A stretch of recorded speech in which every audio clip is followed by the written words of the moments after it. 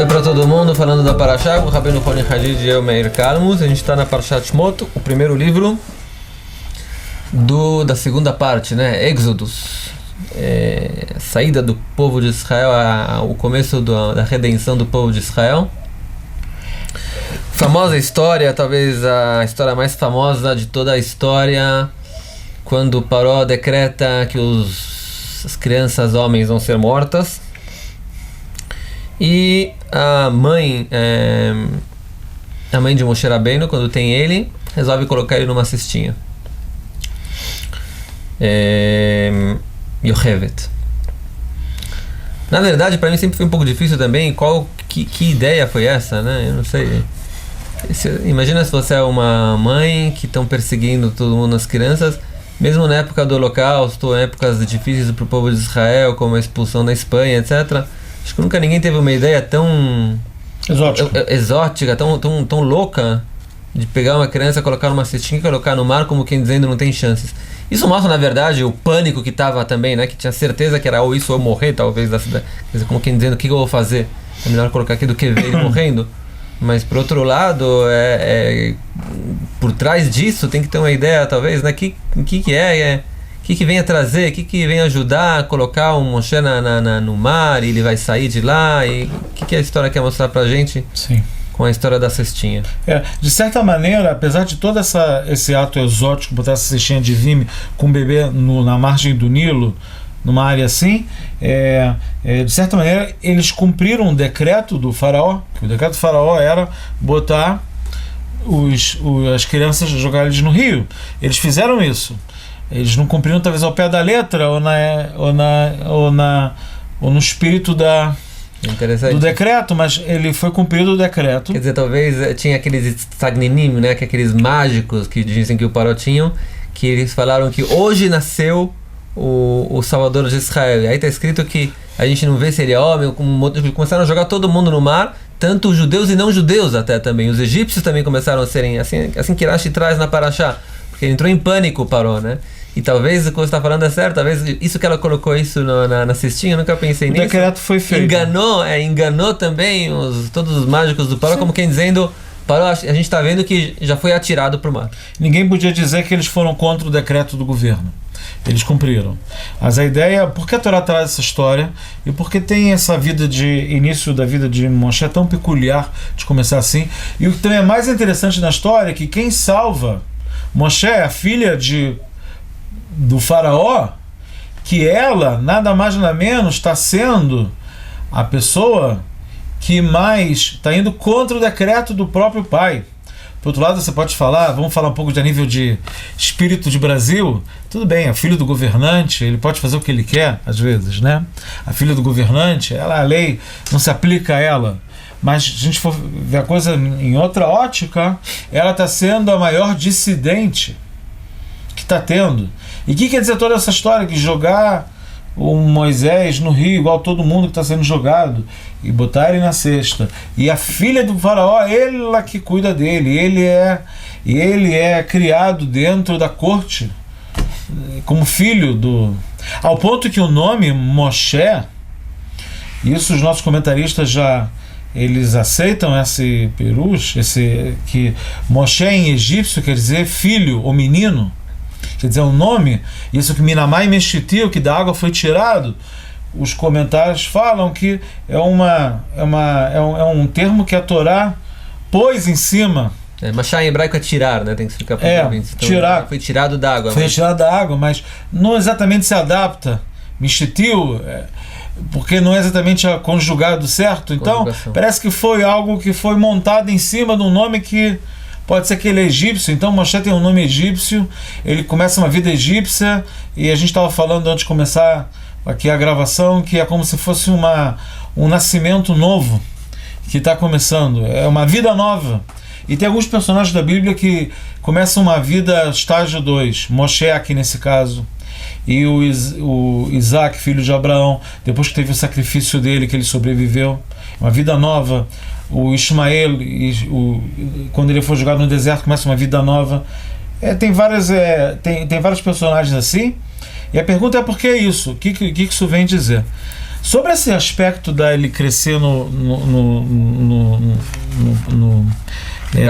caso do Paró, os nossos comentaristas já falam que talvez o líder precisava não ter uma mentalidade de escravo e para poder um dia encarar o faraó frente a frente. Precisava de alguém que foi criado com uma educação. Esse é o grande problema das pessoas que que foram criadas com uma cabeça limitada. Por exemplo, você vê isso, por exemplo, no terceiro mundo também, né? Mesmo no Brasil você vê às vezes também as pessoas que cresceram com aquele salário mínimo, com aquela condição mínima, não conseguem imaginar que eles podem, com um esforço especial, sem subir na escala social também, chegar a outros níveis também. Eles acabam ficando naquela posição de escravos, né? De pessoas que não, eu tô tudo bem, eu vou ficar nessa minha situação para sempre, eu não posso mudar a minha situação, etc, etc. E às vezes tem que ter uma pessoa, talvez essa era a situação que estava o povo de Israel no Egito, como quem dizendo, a gente é escravo, a gente não pode ser um povo de Deus que vai receber a Torá, trazer iluminação e a luz para o mundo, somos escravos. Essa iluminação, essa que você falou, essa limitação que as pessoas têm por ter crescido uma certa mentalidade, tem sempre uma história indiana muito boa, que como você prende um elefante. Desde que os indianos costumam, desde que um elefante é pequenininho, eles põem uma cordinha e prendem o filhotinho do elefante. E quando ele cresce, eles continuam usando uma cordinha pequenininha, e se ele soubesse que aquela cordinha, ele só podia virar assim, ele ia estourar a cordinha, mas ele está acostumado com aquela cordinha que desde pequeno ele foi ensinado que aquela cordinha atém ele no chão. E as pulgas também, a história das pulgas também. O círculo das pulgas também, que você pega, como você faz, existe realmente as pulgas amestradas. Você pode amestrar pulgas, dizem. Você põe pulgas, dizem em Israel, onde tem kibbutzim, que tem muitas pulgas nos galinheiros.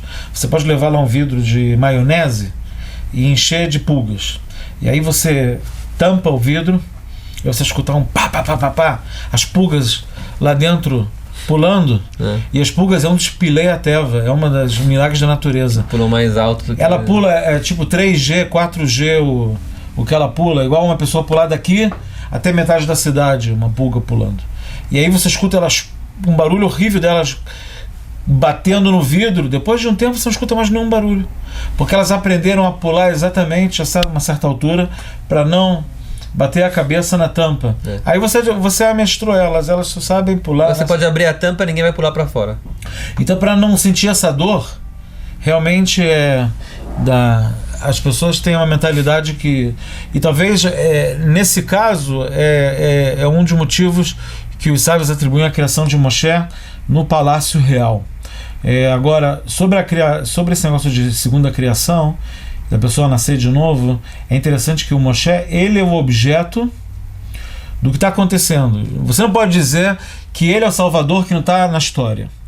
Ele foi salvo e ele quase foi morto pelos decretos do Paró.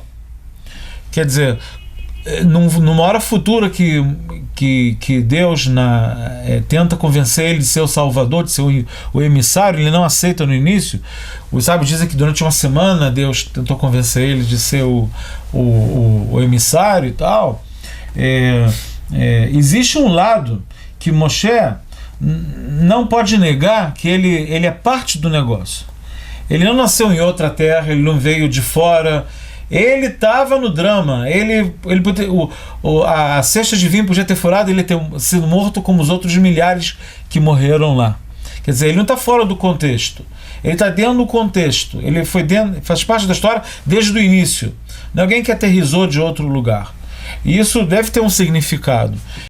Significado, de modo geral, sempre de responsabilidade nossa. Nisso que você está num contexto, você não pode dizer, ok, tá bom, mas eu não sou parte do que está acontecendo. Isso está acontecendo em volta de mim. Eu fui salvo, né? Eu fui salvo e eu fui criado num palácio real. Você não pode alegar isso, porque você tem um destino comum. Especialmente no que se trata a união do povo judeu, né? Vimos ela ver, cada um é fiador do outro. Cada um é fiador do outro. Não dizer, esse é um problema interno, sei lá, a pessoa que mora fora de Israel fala, isso é um problema dos judeus de Israel, isso que estão agora ataques terroristas em Israel, é um problema interno de Israel. É um problema, em primeiro lugar, de todos os judeus do mundo, porque na verdade eles estão sendo mortos judeus por serem judeus. E hoje em dia a gente está descobrindo que mais do que isso, é um problema mundial, um problema não só dos judeus, é um problema de todo mundo.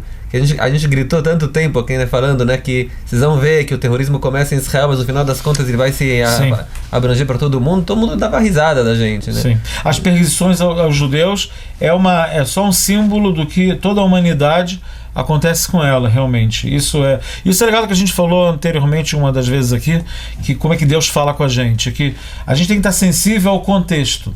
A tua própria trajetória de vida alude a alguma coisa que você tem que fazer na tua vida. Por exemplo, alguém que nasceu numa situação muito humilde e ela cresce, e talvez isso mostre para ela que ela pode ter a sensibilidade de poder ajudar aqueles. A própria Torá fala isso de maneira explícita. Muitas vezes a Torá traz que lembra que vocês também foram você tem que cuidar do estrangeiro em Israel, do guerreiro estrangeiro aqui, por causa que você foi um estrangeiro no Egito. Tipo, lembra a tua condição. Você tem que estar sensível ao que está acontecendo agora, baseado na tua condição passada. Não é uma coisa que não é do teu mundo. Isso faz parte do teu mundo. Ninguém está pedindo para você tratar de assuntos que não é parte do teu mundo. Se tem alguma coisa que você tem que tratar, são coisas relacionadas ao teu mundo. O que é o teu mundo?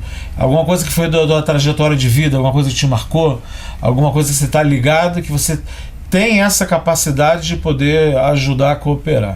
Eu acho que mais um ponto importante, né, dessa história do Paró também vamos imaginar, por exemplo, né, se Paró não decretasse morte das crianças. Qual seria a continuação da história, né?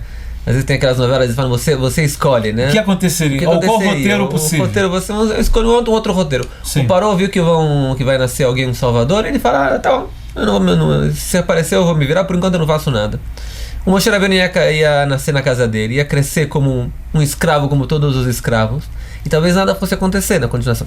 Deus ia encontrar outros caminhos, mas de maneira geral, talvez, né, em termos, como a gente vê a história, nada aconteceria. Quer dizer, na verdade, o decreto e tudo que Paró queria fazer para destruir o Mashiach, né, o salvador do povo de Israel, com as suas próprias mãos, ele está criando o Mashiach, né? Porque a gente falou que a gente precisa de um Mashiach, a gente precisa de alguém que vai salvar o povo de Israel, que tem personalidade de um líder que vai crescer dentro do palácio. Ele precisa dessas forças para poder fazer o que ele vai fazer. Então o próprio Paró vem, né, adota ele como líder, cresce ele, ensina ele a ser um líder, e como quem dizendo, né, é como uma autodestruição do Egito ele está se fazendo. Sim, né? E não, porque ligando ao ponto que a gente falou, que a gente vê que durante o Êxodo, toda hora Deus fala para Moisés, Limanidu Misraim Lemor, para que o Egito, a salvação dos judeus no Egito, ela tinha uma missão dupla aqui. Uma era salvar o povo de Israel, e a outra é que o Egito, no caso o faraó, se conscientizar que Deus é o Todo-Poderoso. Para que precisa salvar tanto o Egito assim? Uma sociedade que decreta que ela tem a chance de ser salva? Sim, ela tem. Por quê? Você vê no próprio ato da filha de Paró que ela foi contra o pai, ela se rebelou e ela fez esse ato de compaixão de salvar Moshe. Ela foi o início da salvação. Ela em si já é a semente da salvação. Ela salva esse que vai no futuro salvar o povo. E ele não é só o salvador de Israel, ele também era o potencial de salvar o Egito, porque através dele Deus fala, Lemani du Mitzrayim, para que também o Egito saiba que eu sou o Deus. Como? Porque não é todo mundo que é mal. Tem a filha de Paró, pode ser que tem os bons na história. Sempre tem os bons na história em todos os lados. Não fazer generalização. E de maneira geral, Deus quer salvar também o Egito, se é possível. Que o Egito também se conscientize, que o Egito também ele chegue o que não aconteceu. Tem que ser, o que não aconteceu.